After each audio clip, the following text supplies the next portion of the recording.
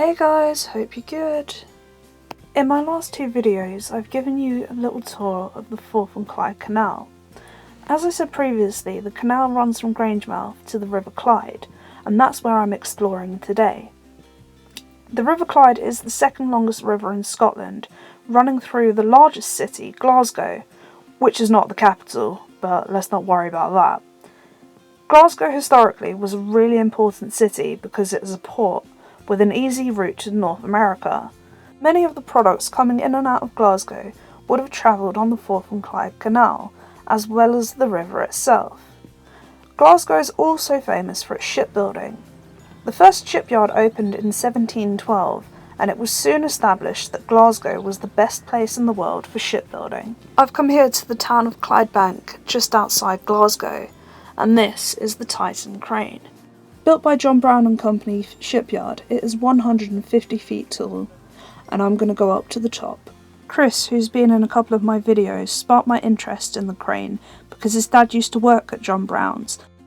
Opened in 1871 as Thompson's Yard after brothers James and George had to leave their yard in Govan after it was bought by a compulsory purchase order, they opened the yard at Clydebank.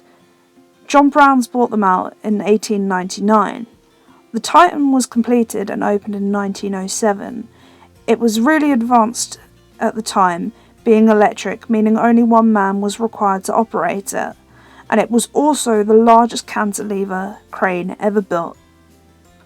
Many ships were built here, including the Queen Mary, the Queen Elizabeth and the QE2.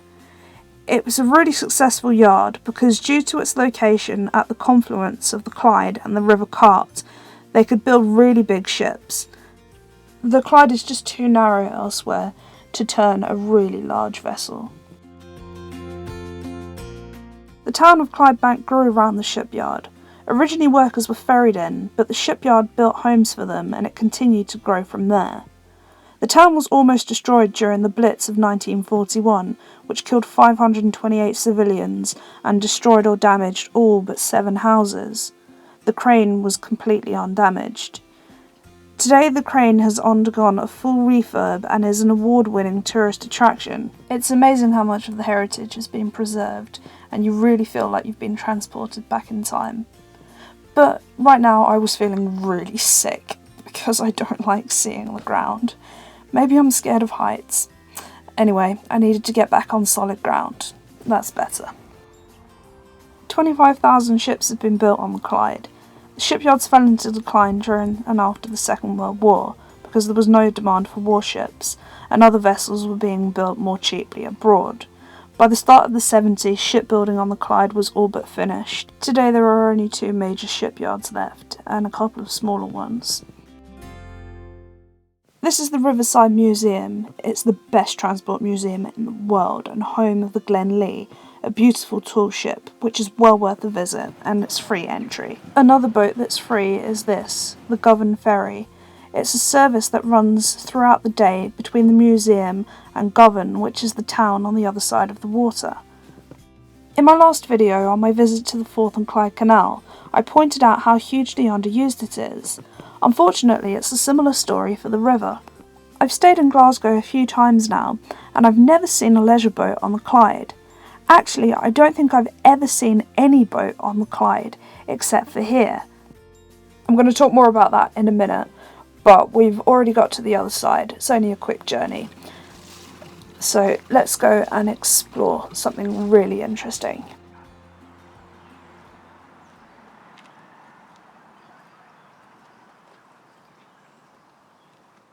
This is Govan Old Church, which is famous for its pre-Christian stones.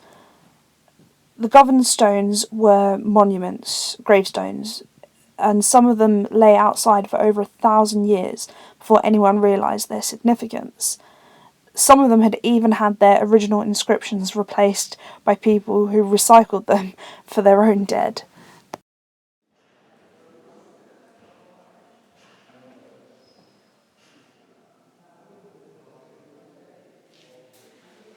It's a really fascinating place, and the church that they're housed in is absolutely beautiful. Definitely worth a visit if you're ever in Glasgow.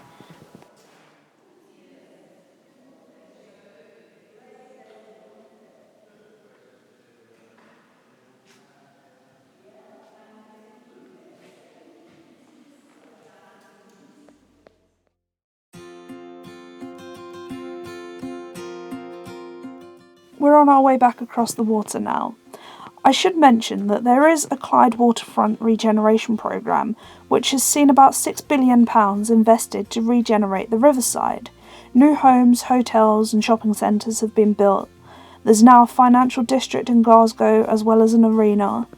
It's not dissimilar to what happened in Dublin on the Liffey or North Greenwich and Canary Wharf on the Thames. But as lovely as large businesses and unaffordable riverside housing are for a city, they don't do justice to the heritage of that city, and a river is the main artery of a city, the only reason for its existence. That's where Dublin and London do things so much better.